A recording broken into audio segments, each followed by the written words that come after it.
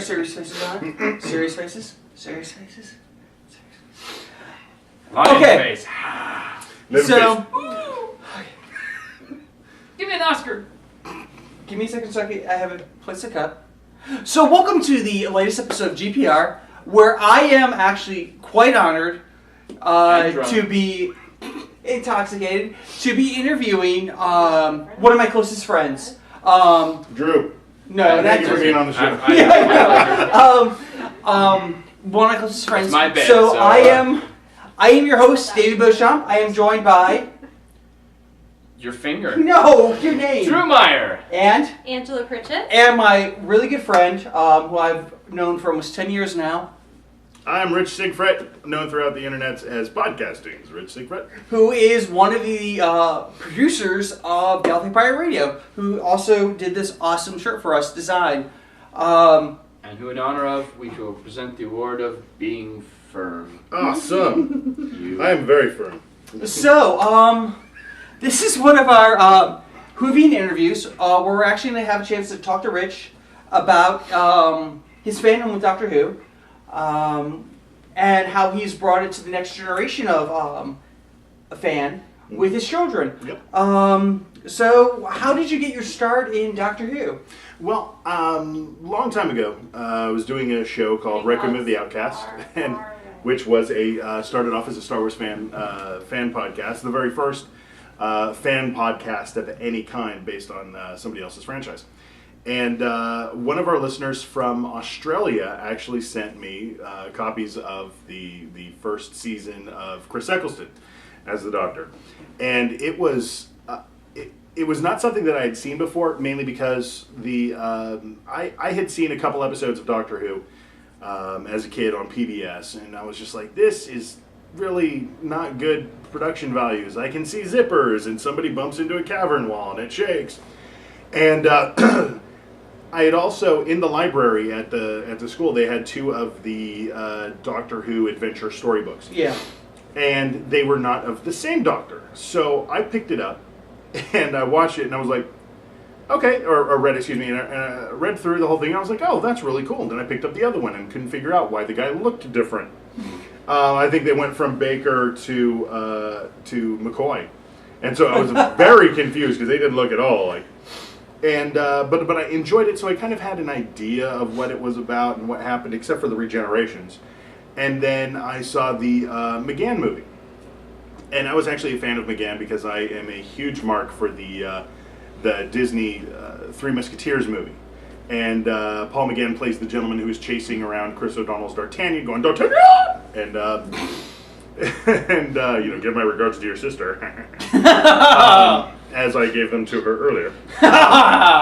And so I dug the guy, and when I saw it, and I was like, wow, it has a lot of elements of things that I would like, but Eric Roberts is the master, and that's not good.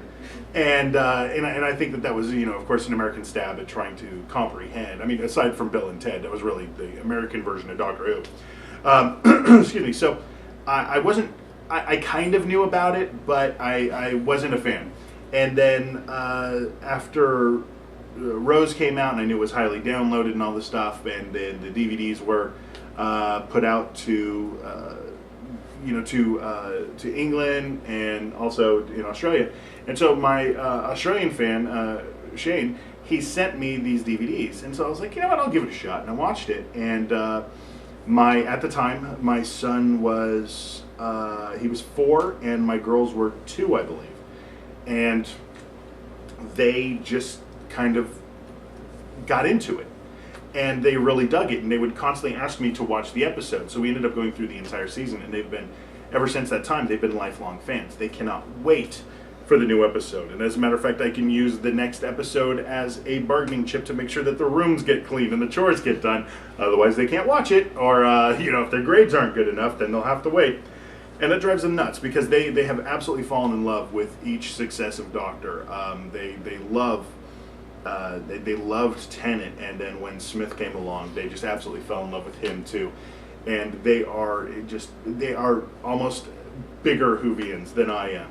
Yeah, because I remember when I was just talking about my phone recently, which actually surprised me that they even remembered me and wanted to talk to me. I actually asked them, who their favorite doctor was, but both of them were like Matt Smith, because it was their current doctor. I'm almost fearful of when Smith leaves, what they're going to think, because it just seems like they're so in love with that doctor. They just seem to have really.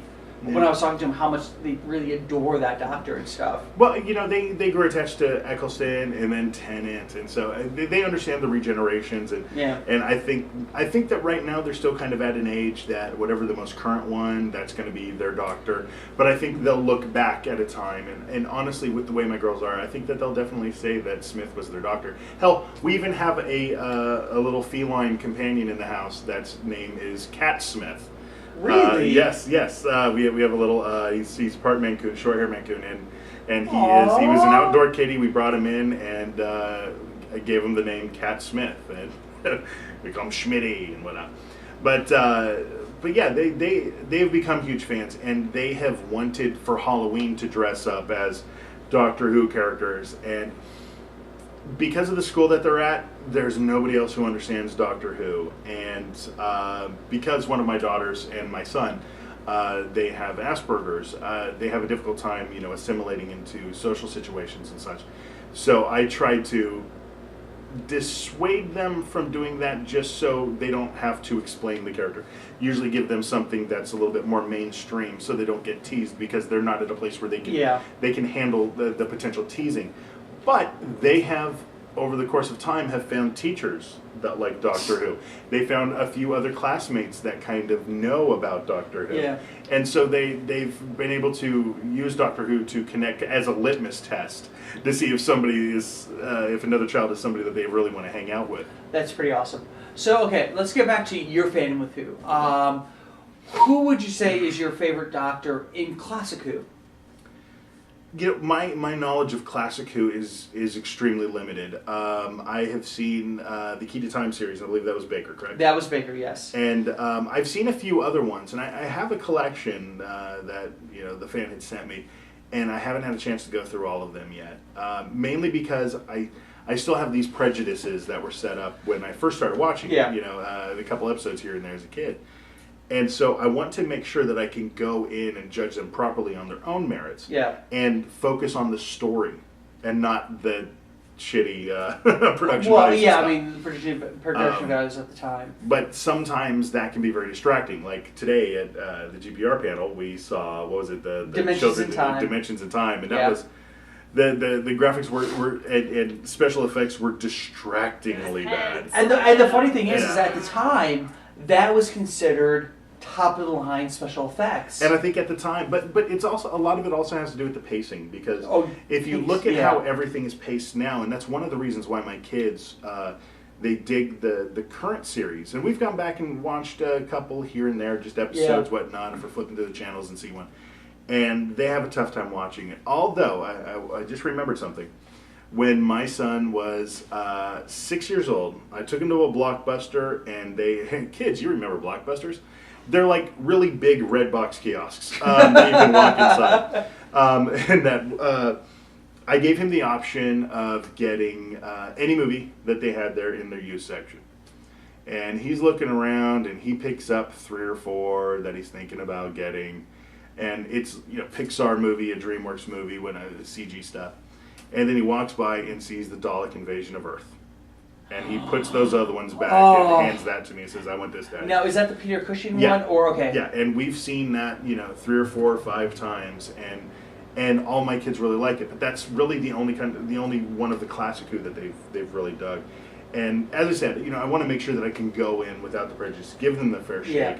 And the Key to Time series was fantastic. Yes, it was slower paced, but the story was so much larger than life. Well, the Key to Time was an entire season of Doctor Who under the guidance of Douglas Adams. So you're looking at a full season there. Time. Yeah. So okay, New Who. Who's your favorite? There are elements of each one that I really enjoy, and I think that they were the perfect Doctor for the time. I would really have to say that Matt Smith is my doctor. Tennant was because I mean there were some filler episodes in his run, but to me Matt Smith hasn't had any filler episodes, and Tennant was a little bit too much fan service. He was like a little bit too good looking. It was clearly for the, but it also fit the character and the way it was portrayed and stuff like that. That, you know, that with him and the Time War is very much like a relationship. And so as he was like he was shell shocked from the breakup, and then he was like, you know, he kind of fell in love with the first one that came along, and then he decides to have one that just adores him for a little while and so on. But Matt Smith encapsulates the eccentricities, the uniqueness of the Doctor, and he plays the character so damn old, far older than the actor is, and that's the way the Doctor should be. Okay, this is hit me when you were talking about Tennant, and I want to open this up to everybody. Do you think the reason why Tennant was the way Tennant was because Davies was actually in love with Tennant's Doctor? It does kind of make sense, because like I said, it did kind of follow the progression of most, you know, relationships. Yeah. What do you guys think? I mean, do you think Davies was actually in love with Tennant as the Doctor? I think Tennant was in love with Tennant as the Doctor. Yeah, but he said if he didn't leave then, he was going to play it for the rest of his life. Yeah, but I mean, of course, I mean, he didn't write the scripts. He didn't write the words that he talked about. But he probably, I don't think he always said what was written either. Yeah. Well, the thing with Tennant, not to jump over you, Drew, but the thing with Tennant was that most of the things that I loved about him was the way he portrayed the character, where his speech pattern could not have been written for him. That had to be choices of his own. Yeah. Where he would slow down things, speed up things, his mannerisms and stuff. And it was so quirky. That was one of the things that I fell in love with him about. But that's also the things that kind of set up for all of the things that Matt Smith does. And it's very fun, playful things that he does, and yet there's still this old, ancient, professorial kind of characterization. But again, he's kind of my favorite. So does anybody have a question for Mr. Sigfrit here? Yeah, I don't. Really? I really don't. Yeah. Well, I mean, you know, I'm going on maybe 3 hours of sleep. I wanted to hit the hay about 2.5 hours ago, so but we needed him to got film. me awake. I think I used up all my energy mocking you in the first 5 seconds of this episode. So. I'm sorry. No, I mean, I think the questions I would have asked probably would have been regarding your kids, and you answered them very well. And that to me is what makes Doctor Who such an amazing program, is the fact that it is something that you can show to children and enjoy at the same time, and that's very rare. There are few series that I can do that are ones that I truly adore. Things like the live action Tick, The Middleman. Those are shows that I can share with my kids. Firefly is not one that I can do yet because I don't want to have to answer, even though they're 11 and 9 now, I don't want to have to answer the questions of what a companion is. What about the Misfits, the BBC program? Yeah, no. No, not yet. Really? No, I am not Parole comfortable officer? with the kind of language. Parole officer? Having the two characters, you know, pleasure themselves to each other, as opposed to with each other. No, I'm actually joking about that because, I mean, honestly, I've met your kids. They are absolutely amazing, and I think they are lucky as hell to have somebody like you as a father. Speaking to somebody that, you know, didn't have a father or a real role model in that place besides, you know, Davison's doctor or any of the doctors. But I mean, your kids honestly do not know how lucky they are to have you as a role model. That, you know, you let them, you know, watch his stuff. You know, let them be the creative spirits that they are. I mean, you really foster that creativity. I mean, I know I've had nothing but, you know, incredible. This is not horrible pleasure. You know, working with you on various projects, be it Mr. Adventure, be it, you know, GPR as being one of the producers and things like that. I mean, no, your kids really, truly do not know how lucky you are because you do allow them that freedom. They are. Yeah. Well, I knew it. Yeah, to be, you know, to be who they want to be and stuff like that. Yeah, and I think that's important to development, especially with young ladies, because Well, I occasionally tell my kids that, like, right now I cannot be your friend, but I want to make sure that you grow up into people that I want to be friends with, because when they're adults, I mean, my father's one of my closest friends, and I hope for that relationship with my kids. My goal is to not raise 3 assholes. Thank you. If I do that, then they will be. As a middle school teacher, I thank you. And if they turn out as awesome as I know that they are capable of, and that is not just me, it is themselves as well, because I allow them to make their mistakes. That was unfortunate, because they've been living with me full time for the past 2 years. Before that, they were not allowed to make mistakes. They weren't allowed to grow and to learn for themselves. Yeah. And I never, I chastise them for failure, because failure is when you make mistakes and then give up. If you don't, try to, and I don't tease them, it's just like, come on, you can do better than this, better than this, you need to work on this. But I let my children make mistakes, and then I show them how they can, do things better, without telling them that they're wrong, unless it's absolutely necessary. And I'm fortunate where physical punishment, hey, look, if necessary, spank my kids. Guess what? I only have to do it maybe once a year, and that's when the kids decide to, swipe the laptop and bring it into the wrong room. And it's like, hey, I make money with that. Don't touch that. That is not yours. Yeah. We've got this one locked, and you're not supposed to be on the computer right now because you're grounded, so you can't take mine. But it's extremely rare, and so for me, it's more about guiding them.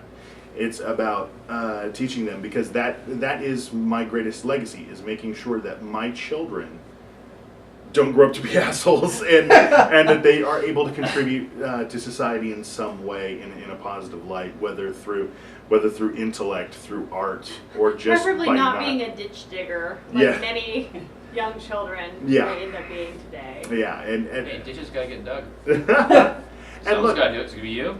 I was fortunate enough where I had a very bad example where I was, I had an abusive mother, alcoholic and abusive mother, and so I may drink, but never to excess when I'm around them, and I don't have to smack them around, because I talk to them. I treat my children like they're people. And so when there's something that they dig, man, we dive into it. Yeah, that's awesome. And I try to support them in everything that they can do that with that.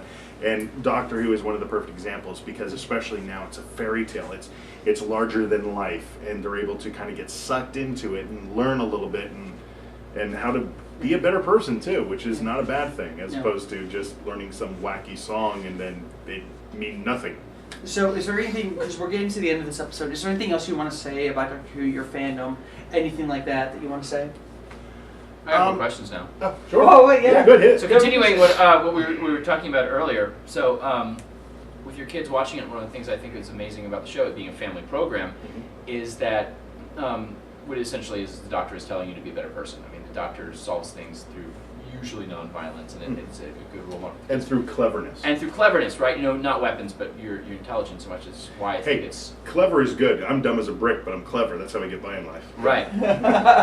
Now, a role model is one thing, but what scares them? What on Doctor Who scares them? Because, we take away this hiding behind the sofa from the Daleks. Do you have that experience with the kids? Actually, a really good example of that is the silence. Mm-hmm. Mainly because my kids got very much into Slender Man. Oh, God. Which is the digital age's boogeyman. Yeah. That's creepy. And it is creepy, and you can absolutely see the similarities to it, and where the silence was based off of the Slender Man mythos and whatnot. So I have to ask, have you ever walked into them where they have like tally marks from their arms or anything like that? No, because I had to break them of the habit because I didn't want them to get lead poisoning. Because they would draw tattoos. They would draw Mike Tyson tattoos on their face if they could, especially my youngest. But no, if they, and actually there was one year where I was almost willing to let them do, and this was this last year I think, where they really wanted to do characters and they wanted to do the tally marks, and I told them that they are only allowed to do that on what's the date of the anniversary? April 23rd. On April 23rd. I think that's and the right date. I will whenever Silence Day falls on us, and I'm going to let them put lipstick or some sort of a makeup on there. I told them they are not allowed to use magic markers because that will stain the skin. Matter of fact, I've got a pair of boobs on my hand from a show I emceed last night that are still on my hands past 2 showers. So, Rubbing alcohol. rubbing alcohol, just use some of the... You're not using Crystal Skull! But yeah, and so trying to find ways that still allow them to express their love for it. And the whole reason why I want them to use some sort of a makeup or something like that, because if they do start to get teased too much, they can wash it off. And I want them to be proud of their fandom and not have to hide it. But I also want to make sure that because they are extra sensitive to that they're not teased. And I don't think that they necessarily have the core, because I think what will happen is that they will begin to hate their fandom. Yeah. And so by trying to keep them safe from a little bit of the mockery, not all of it, because I mean, mockery does good too, because it helps toughen your skin. But if it's too much, then they're not quite prepared for that. So you're not too tough. I can handle. Look, I've been emceeing for the past 3-4 years, and I get hecklers, and it's always funny because I laugh at them, destroy them, and tell them like, look, I deal with hecklers professionally. Yeah, doesn't faze me. But kids are sensitive. They are, and especially mine. And so trying to get them to toughen up a little bit. So giving them just enough that they can handle a little bit of teasing, but also not enough to where they withdraw and even then shy away from their fandom. Because the first geeky thing they ever did, because all 3 of the kids did this at one point in time, because I'm a huge Star Wars fan, and this is back when USA used to play the Star Wars movies during the holidays. I remember that. And there was one time where it was, I remember it was Thanksgiving. I was watching something beforehand. I went to go work on dinner, and the TV transitioned to Star Wars. My son in his diapers just walks by, sees R2 and 3PO on there, plops down, watches the rest of the movie, doesn't move.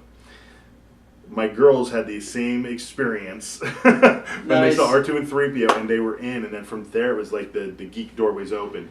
And Doctor Who has actually been one of the things that, like before, the floodgates were open, but this just burst the dam and just let it all flow, because now they're always looking for some new geeky thing, and I try to find the best family-friendly stuff that are things that I know that they'll dig and that they can be proud of.